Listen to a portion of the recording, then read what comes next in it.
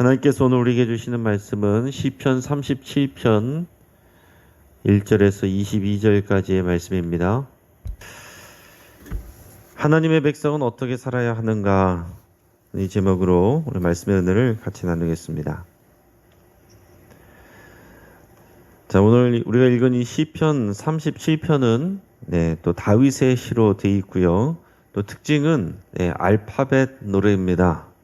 알파벳 노래라는 것이 무슨 얘기냐면 히브리어의 알파벳 자음이 22개입니다. 근데 그 순서에 따라서 이 시편이 진행이 되는 겁니다.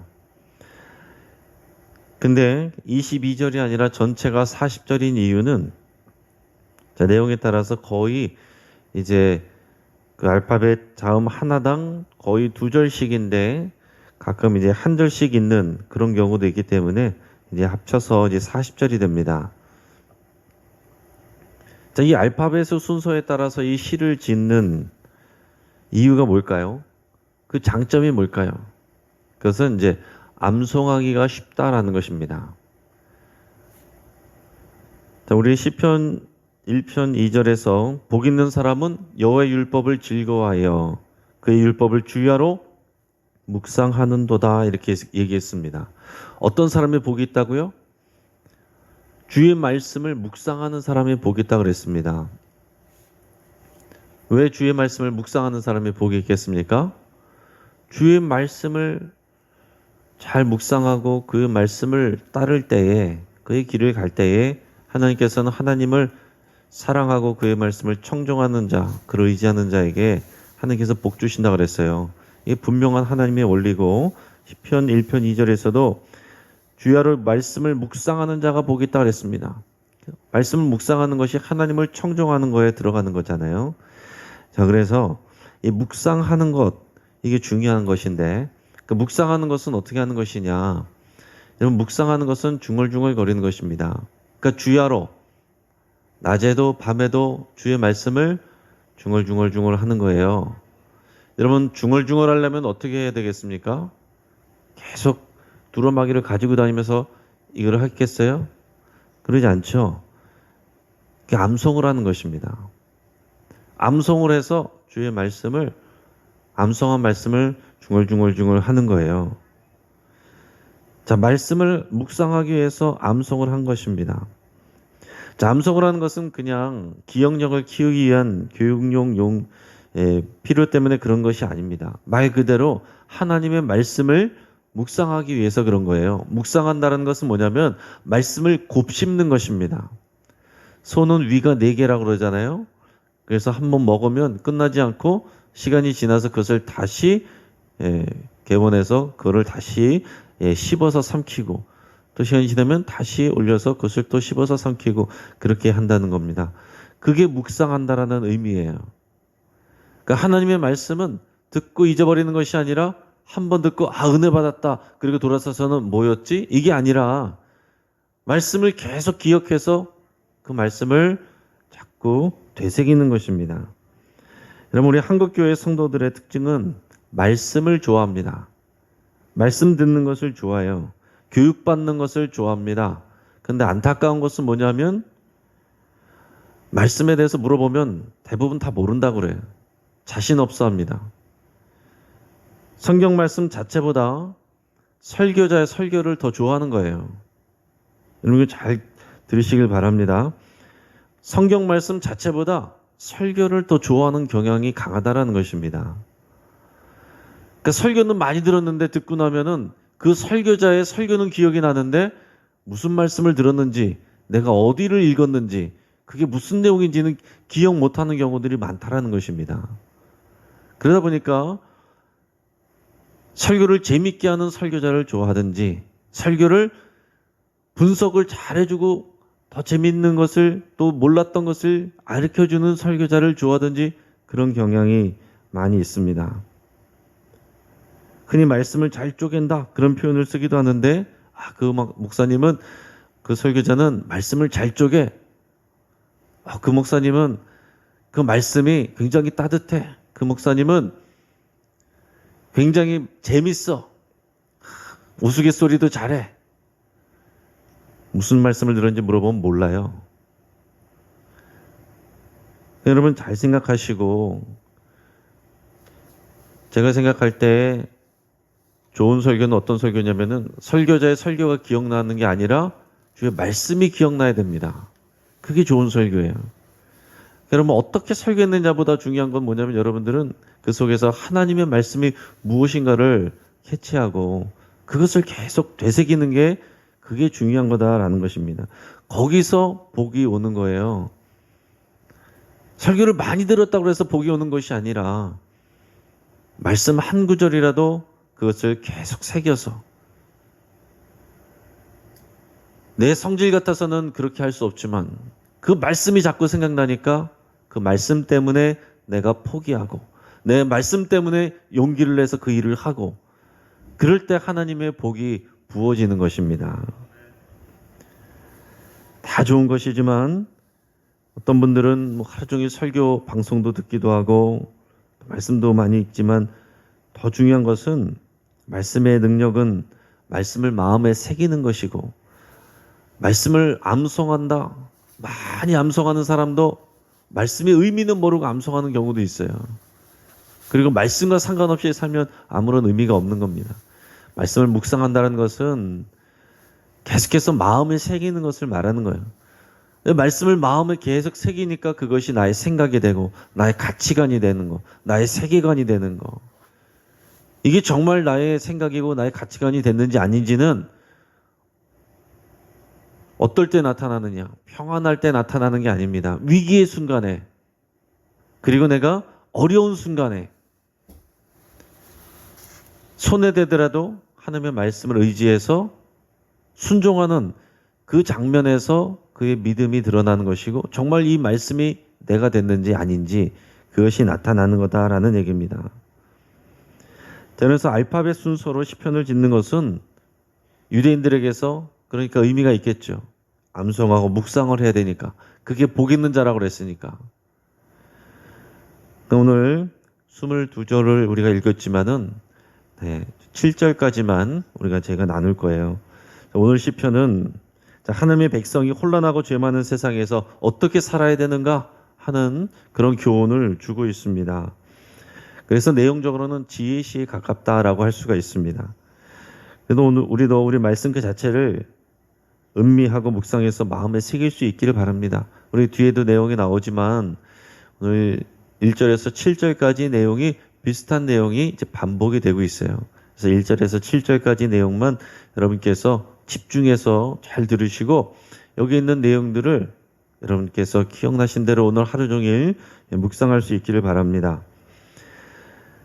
히브리어 알파벳이 처음 글자가 알렙이라고 하는 글자입니다. 알렙. 그래서 이 알렙으로 된 오늘 본문의 구절은 1절, 2절입니다. 우리 1절, 2절 말씀을 같이 읽겠습니다. 자, 시작. 악을 행하는 자들 때문에 불평하지 말며 불의를 행하는 자들을 시기하지 말지어다. 그들은 풀과 같이 속히 배임을 당할 것이며 푸른 채소같이 쇠잔할 것이미로다. 아멘. 여러분들의 이해를 돕기 위해서 제 설교를 할 때는 이렇게 설명도 드리고 배경도 드리고 알려드리고 이렇게 합니다. 그러나 더 능력 있는 것은 말씀 그 자체를 여러분들께서 계속 보시는 거예요. 계속 읽으시는 것이 굉장히 중요하고 좋은 것입니다. 자, 악을 행하는 자들 때문에 불평하지 말아라. 악을 행하는 자들 때문에 불평하지 말고 불의를 행하는 자들을 시기하지 말아라. 왜 불의하는 자들을 시기하는 일이 생기겠습니까? 저 사람은 불의한 일을 행하고 법을 어기고 하나님을 섬기지도 않는데도 잘 먹고 잘 살고 건강하게 잘 지낸단 말이에요. 배가 아픈 거죠. 그런 마음이 우리 안에 있을 수가 있습니다. 그러지 말라. 하나님의 백성들은 그러지 말라라는 것입니다. 저 사람은 항상 저렇게 악을 행하고 자기 마음대로 지냈는데 하나님 어떻게 저런 사람 그냥 내버려 두십니까? 하나님이 아무것도 안 하십니까? 그런 것으로 인해서 불평하지 말라. 여기서 불평한다는 말은 우리의 막 성난 감정을 말하는 것입니다. 그런 화가 나는 감정 그대로 내버려 두지 말라라고 말씀하시는 겁니다.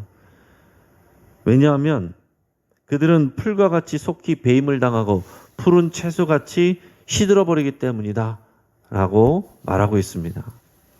아무리 지금 잘 나가고 있는 것처럼 보여도 우리는 그런 사람들을 보면서 갑갑해야 할 것이 아니라 오늘 이런 말씀들을 되새겨야 되는 거예요.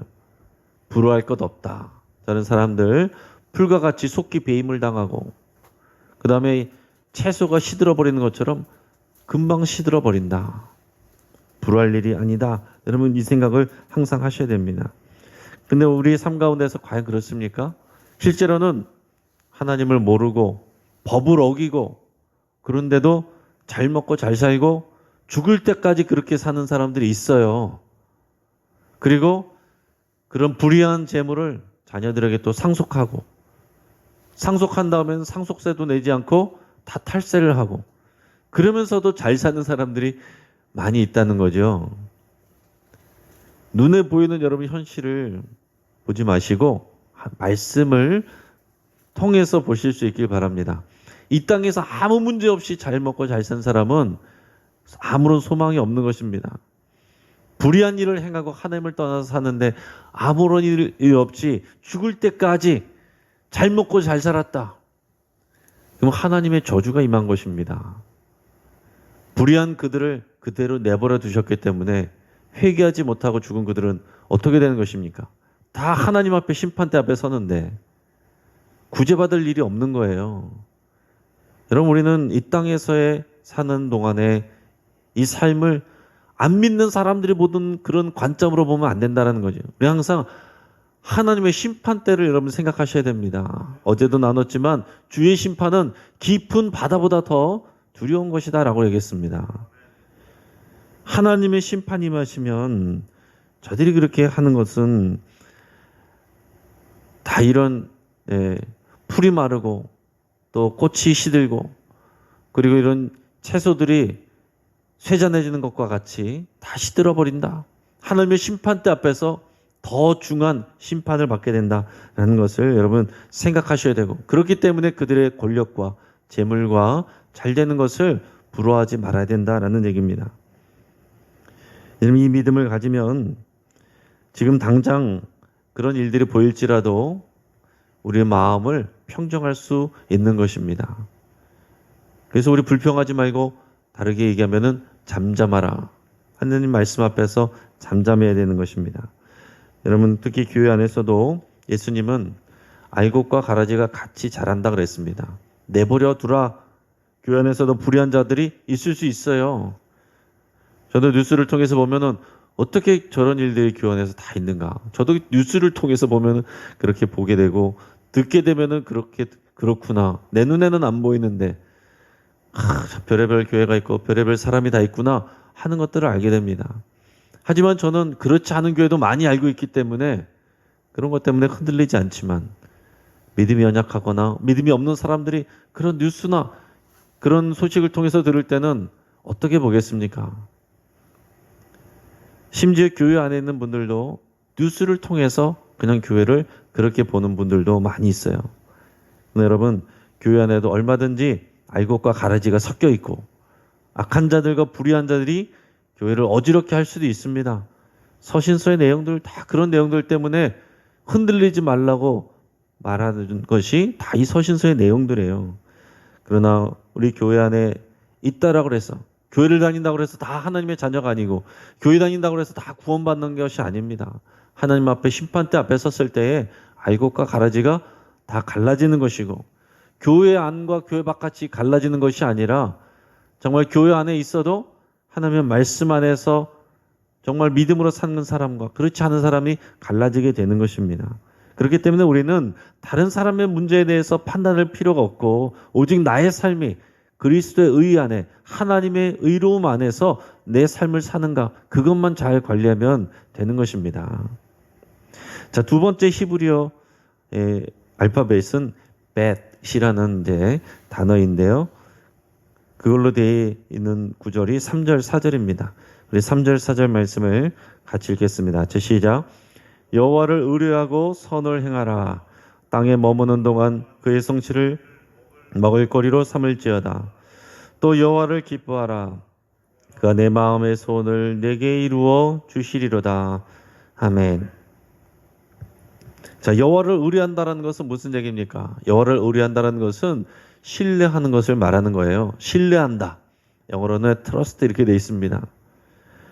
우리의 믿음은 한 번 믿고 마는 그런 단회적인 믿음이 아닙니다. 내가 구원받기 위해서 한 번 열심히 믿고 그 다음에 믿음 없이 사는 그런 게 아니다라는 거예요. 한 번 믿고 끝나는 것이 아니라 지속적으로 하나님을 신뢰하는 것이 우리의 믿음입니다. 이런 신뢰는 특히 어떨 때 신뢰가 나타나야 되느냐? 신뢰하기 어려운 상황에서 신뢰함이 나타나야 돼요. 내 뜻대로 다 잘 되고 아무런 문제가 없고 그래서 내가 신앙생활 잘하고 있는 거 나 스스로도 속고 다른 사람들도 속지만 그게 어느 정도의 진짜 믿음인지는 알 수가 없는 것입니다. 하나님께서 아브라함에게 네 아들 이삭을 제물로 바치라. 하나님께서 굳이 그렇게 시험을 해보시고서 네가 나를 신뢰하고 믿는 것을 내가 이제 알겠다 이렇게 말씀하시듯이 하나님 우리 삶 가운데 테스트 하신다는 것을 꼭 기억하시길 바랍니다. 우리는 우리 삶 가운데 아무 문제 없이 이번 한 해도 다 형통하고 잘 되고 문제 없고 건강하고 물론 그렇게 되기를 바라고 저도 여러분들을 위해서 우리 성도님들을 위해서 저 자신을 위해서 그렇게 기도하지만 하나님께서는 우리에게 우리 믿음을 테스트하는 일이 꼭 있으시다라는 얘기입니다. 하나님께서 하지 않으셔도 욥기에서 보는 것 같이 이 사탄이 우리의 삶을 흔들어 놓고 진짜 믿음이 아니라는 것을 입증하려고 하는 일들이 있어요. 하나님은 그것을 허락하시고 그러나 그것을 통해서 하나님은 또한 우리의 믿음을 보기를 원하시는 일들도 있다라는 것입니다. 믿음은 언제 필요하느냐? 믿기 어려울 때 필요한 것이죠. 잘 지낼 때 잘 믿는 것 같다가 어려울 때 안 믿으면 그건 원래부터 믿음이 없는 것입니다.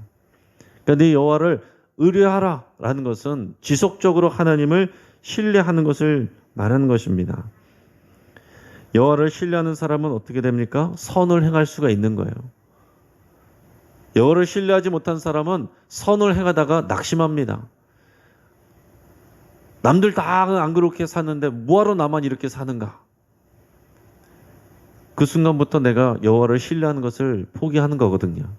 여호와를 신뢰하기 때문에 남들은 다 넓은 길로 갈지라도 남은 좁은 길로 간다. 여러분 이게 신뢰하고 선을 행하는 일이죠. 남들 보지 않는데 다 안 해도 되는데 굳이 내가 이렇게 해야 되느냐. 하나님을 신뢰하니까 하나님의 나를 보시고 계시니까 내가 선을 행하는 일을 멈추지 않고 하는 것입니다. 하다가 아무도 알아주지도 않고 나 속상한데 내가 굳이 이것을 계속해야 돼? 하나님을 의뢰하고 하나님을 신뢰하니까 선을 행할 수 있는 것입니다. 그래서 선을 행하는 것이 현실에서는 바보 같을 때가 많고 또 손해보는 경우가 많아요. 하지만 우리는 당장의 이익이나 사람의 인정 때문에 하는 것이 아니라 여호와를 신뢰하기 때문에 여호와 하나님 때문에 우리가 그 선을 행하는 것입니다. 하나님은 우리에게 선한 행동 때문에 구원하신 것이 아니라 믿음 때문에 예수 그리스도 때문에 구원하셨지만 그렇게 구원하신 이유는 선을 행하게 하시기 위함이다. 이게 하나님의 마음입니다. 그리스도인은 선을 행해야 돼요. 선을 행하지 않고 성실하지 않다면 그의 믿음은 진짜라고 할 수가 없는 것입니다. 여호와를 의뢰하고 그리고 선을 행하라. 땅에 머무는 동안 그의 성실을 먹을거리로 삼아라. 그러니까 이 성실이 마치 내 밥인 것처럼 성실함을 유지하라라는 얘기예요. 여호와를 기뻐하라. 그러면 네 마음의 소원을 내게 이루어 주시리로다. 누구나 다 좋아하는 그런 표현 아닙니까? 하나님께서 네 마음의 소원을 이루어 주시리라.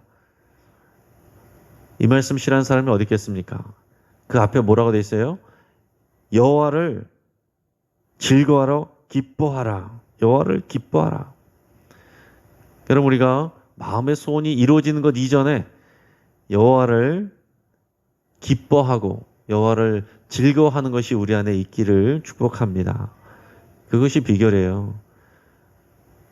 다 마찬가지지 않습니까?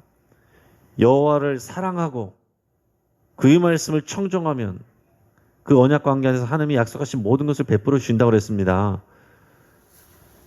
하나님을 사랑하지도 않고 기뻐하지도 않고 온전히 예배하지도 않고 내 마음의 소원만 이루어지기를 바라면서 말씀을 마음에 새기지도 않고 예배자리만 왔다 갔다 시계추처럼 할 때에 하나님께서 어떤 식으로 다루시겠는가, 정말로 우리를 사랑하시기 때문에 우리에게 진짜 믿음을 가질 수 있도록 때로는 우리에게 고난을 통해서 우리의 마음을 흔들어 놓고 그 마음 가운데 자라게 하시고 성숙하게 하시는 일들도 하실 수 있다라는 얘기입니다. 우리 마음의 소원을 이뤄주시는 그 마음의 소원의 모든 일들은 그 열쇠는 하나님의 손에 있습니다. 이렇게 우리는 하나님만 기뻐하고 하나님만 즐거워하고 하나님 안에만 있으면 그러면 되는 거예요. 이 세 번째 단어는 김멜이라는 단어인데 5절 6절 말씀입니다. 우리 같이 읽어보겠습니다. 시작. 내 길을 여호와께 맡기라. 그를 의지하면 그가 이루시고 내 의를 빛같이 나타내시며 내 공의를 정오의 빛같이 하시리로다. 아멘. 여러분, 하나님의 백성은 자신의 인생의 길을 하나님께 맡기는 사람입니다. 이게 당연한 일이에요.